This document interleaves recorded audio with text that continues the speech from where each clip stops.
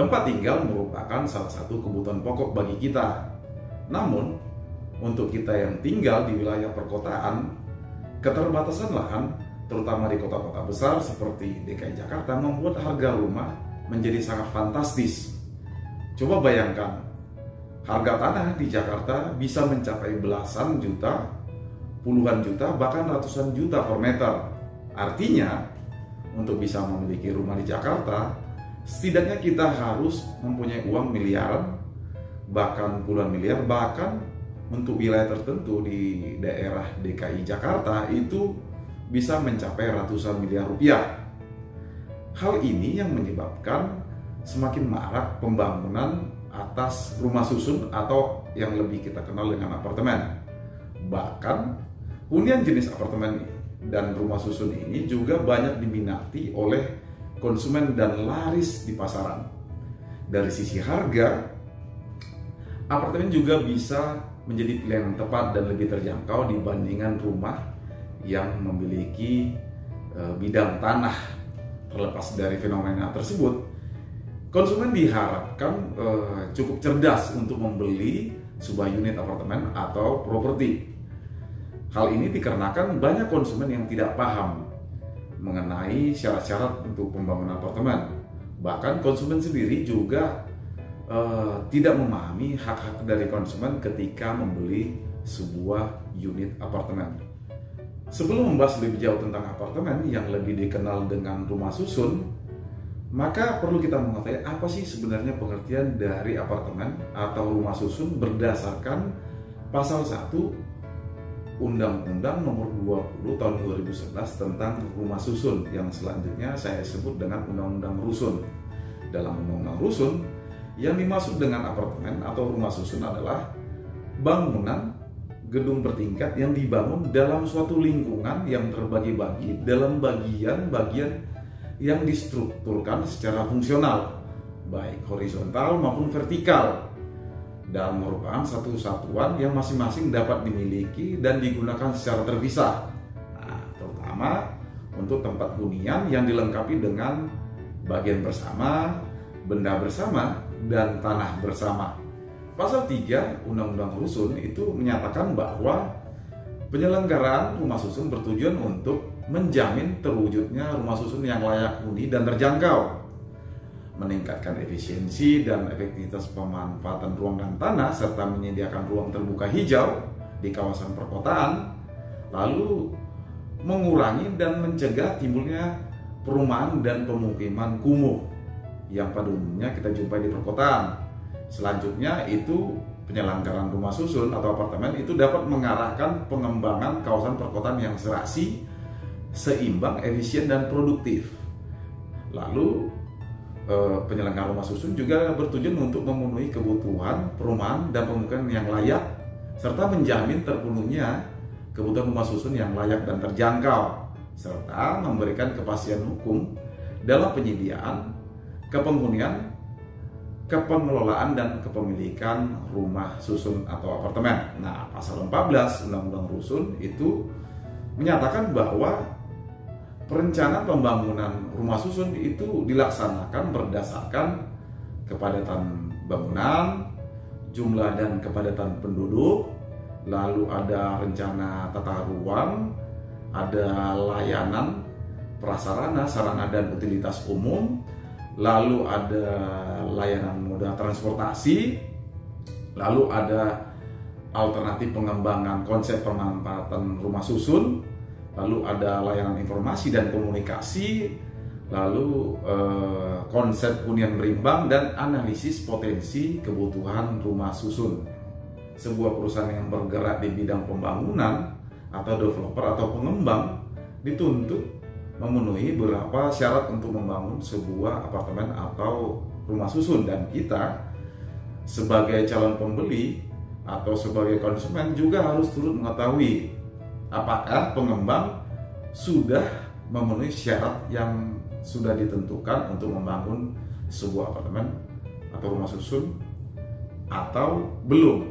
Nah, tujuannya agar konsumen tidak dirugikan jika suatu saat pembangunan apartemen tersebut ternyata bermasalah. Nah, ada beberapa hal yang perlu kita perhatikan sebelum membeli apartemen. Pertama, cek track record penjual atau developer.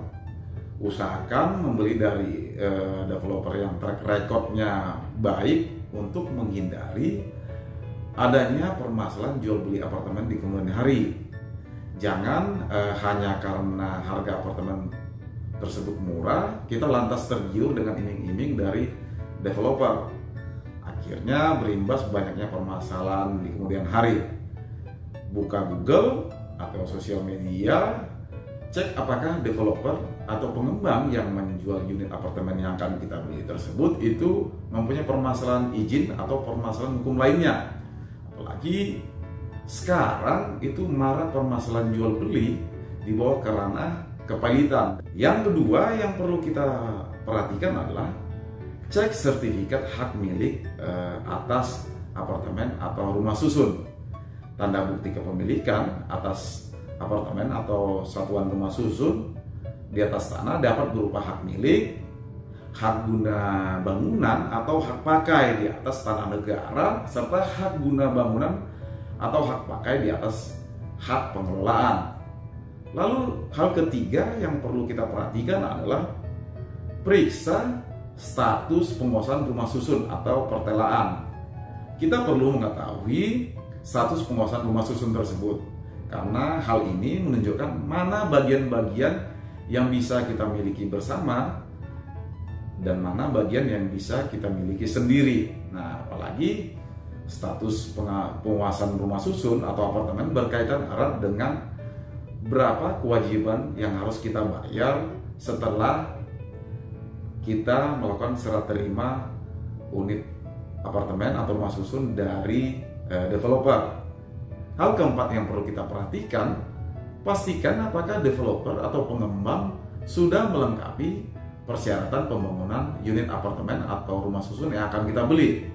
Pasal 16 Undang-Undang Rumah Susun menyatakan bahwa pelaku pembangunan rumah susun atau apartemen wajib menyediakan rumah susun atau apartemen sekurang-kurangnya 20% dari total luas lantai rumah susun komersial yang akan dibangun.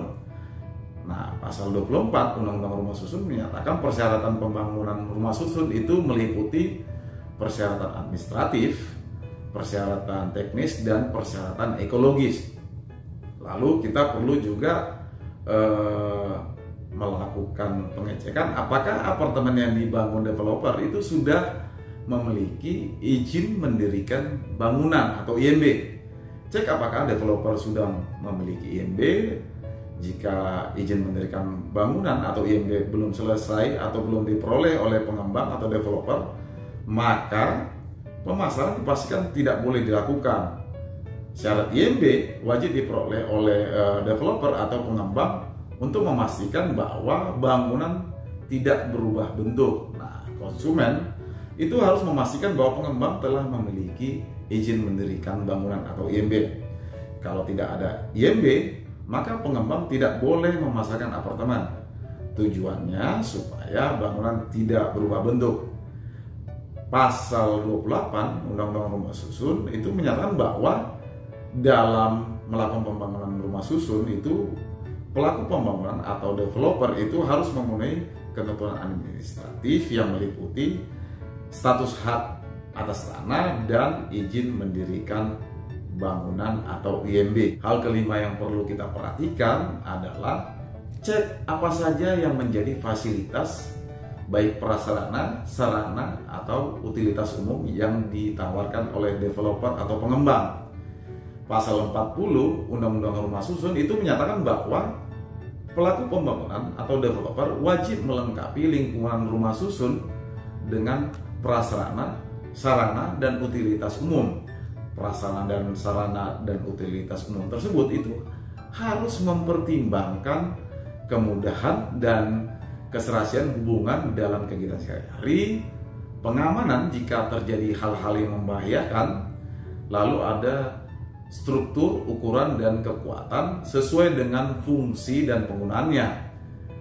Prasarana, sarana, dan utilitas umum tersebut itu harus memenuhi standar pelayanan minimal. Lalu yang keenam yang perlu kita perhatikan adalah cek draft perjanjian pengikatan jual beli atau PPJB sebelum ditandatangani. Minta terlebih dahulu draft PPJB dan pelajari spesifikasi, luas, bentuknya, dan waktu serah terima, kapan akan serah terima atas unit, termasuk sertifikat. Keterlambatan serah terima unit atau penyerahan sertifikat itu bisa berujung pada adanya gugatan, termasuk PKPU atau pilot sebagaimana tadi telah saya sampaikan. Pastikan ada jaminan dari developer atau pengembang bahwa apartemen akan dibangun sesuai dengan yang telah dijanjikan oleh developer kepada kita selaku pembeli. Nah, jika pembayaran atas unit apartemen atau rumah susun yang kita beli sudah lunas, segera buat akta jual beli. Hal terakhir yang perlu kita perhatikan, sebelum kita melakukan serah terima kunci atau menandatangani berita acara serah terima atau BAST, pastikan bahwa unit apartemen yang telah kita beli dari si developer itu sudah layak huni dan sudah memiliki sertifikat layak fungsi. Pasal 39 Undang-Undang Rumah Susun itu menyatakan bahwa pelaku pembangunan atau developer itu wajib mengajukan permohonan sertifikat layak fungsi kepada bupati, wali kota di mana apartemen tersebut itu berdomisili setelah developer itu menyelesaikan seluruh atau sebagian pembangunan rumah susun atau developer sepanjang tidak bertentangan dengan izin mendirikan bangunan atau IMB. Lalu, apa sanksi bagi developer atau pengembang apartemen apabila ternyata unit apartemen atau rumah susun yang dijualnya tidak sesuai dengan yang telah diperjanjikan sebelumnya? Pasal 8 Undang-Undang Nomor 8 Tahun 1999 tentang Perlindungan Konsumen itu menyatakan bahwa pelaku usaha, dalam hal ini developer, itu dilarang memperdagangkan barang dan atau jasa termasuk unit apartemen yang tidak memenuhi atau tidak sesuai dengan standar yang dipersyaratkan oleh ketentuan peraturan perundang-undangan atau tidak sesuai dengan janji-janji yang telah dinyatakan dalam iklan atau promosi penjualan apartemen sebelumnya. Pasal 62 Undang-Undang Perlindungan Konsumen itu dengan tegas menyatakan bahwa terhadap pelaku usaha termasuk developer atau pengembang yang melanggar ketentuan tersebut itu dapat dipidana penjara paling lama 5 tahun atau denda paling banyak 2 miliar rupiah. Sehingga dalam hal ini terhadap developer tersebut itu dapat dilakukan upaya hukum termasuk dengan melaporkannya kepada pihak kepolisian. Secara perdata, developer juga dapat digugat atas dugaan ingkar janji atau wan prestasinya si developer kepada pengadilan negeri setempat atau badan penyelesaian sengketa konsumen karena tidak menepati pembangunan unit apartemen sesuai dengan yang telah diatur dalam perjanjian pengikatan jual beli atau PPJB antara developer atau pengembang dengan pembeli. Bahkan